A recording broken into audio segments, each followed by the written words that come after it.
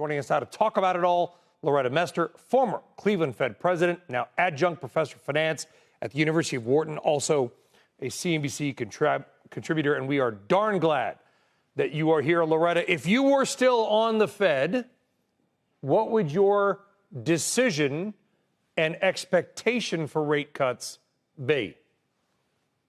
Yeah, I would have probably already been at one cut as opposed to two, so I may not have changed my SEP. Remember, the SEP, the one that we had before was in March, and that was before the April 2nd announcement on tariffs.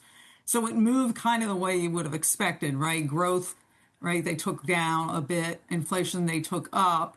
And even though the median, and remember, these are individual forecasts, and then they compute a median after the amalgam of those forecasts. Even though that didn't change, the weight sort of moved toward one cut as opposed to two. So again, we're a higher path for policy this year and next year. So all that I think is expected. The one thing I didn't expect is for them to say that uncertainty has diminished. I would have thought they would have just said it remains uncertain, not that it increased more. But so that was a little bit of a surprise. But I also think that's because the economy has been pretty resilient. I mean, the labor market is holding up well. Growth is rebounding from the the negative reading we had in the first quarter. So in that sense, there's more clarity about the strength of the economy. But the question is, what's the economy going to look like in the second half of the year? Can you answer your own? They're telling us. Answer your own question.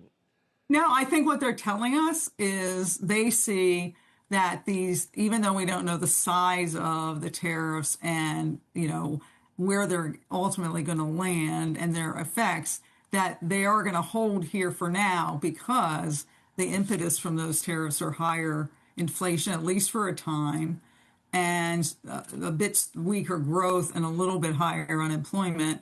And they need to do what they have to do, as the chair has been telling everyone, to make sure that inflation and inflation expectations remain anchored. So even though they may look through the price increases that come from tariffs, there's no compelling reason for them to make a change now in the policy rate with the economy performing pretty well, and there's still uncertainty about the second half. So I think they made the right move today by doing nothing with the funds rate, and I think the hold and see until they get a little more clarity. As one of your guests had said, we also have the budget bill working its way through Congress, and that'll be part of the outlook as well. So I know you were talking, Brian, they can just change the those dots whenever they want. You were the one making the plots, the dots on the plots. Right, but remember, we change them. Any forecaster will change them based on incoming information and how that informs their outlook. So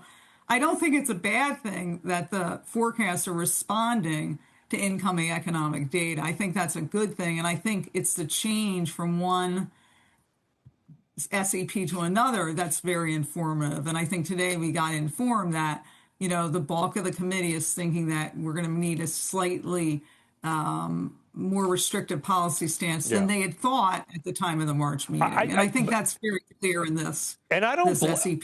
I agree. I mean, you change your forecast for anything based on your known information at the time, right? My flight will land at 4 p.m. Then it's delayed because you chose to fly out of Newark, sadly. So you got to call and say, well, I'm going to be delayed. I'll land at 6. You change your expectation based on what you have at the time. I guess my point, Loretta, was when I look at the CME's FedWatch tool for next year, I see 6 different expectations, all within a relatively similar band, variance a little bit, of ideas. These are some of the smartest, like you, economists in the world.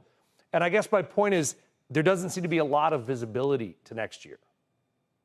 Well, I think that underscores what the chair has been saying, which is there's a lot of uncertainty still here. But, when you're doing this kind of policy making, you're doing two things. You want to minimize the risk that you're going to make a policy mistake. And you also want to minimize the cost of any policy mistake you might make.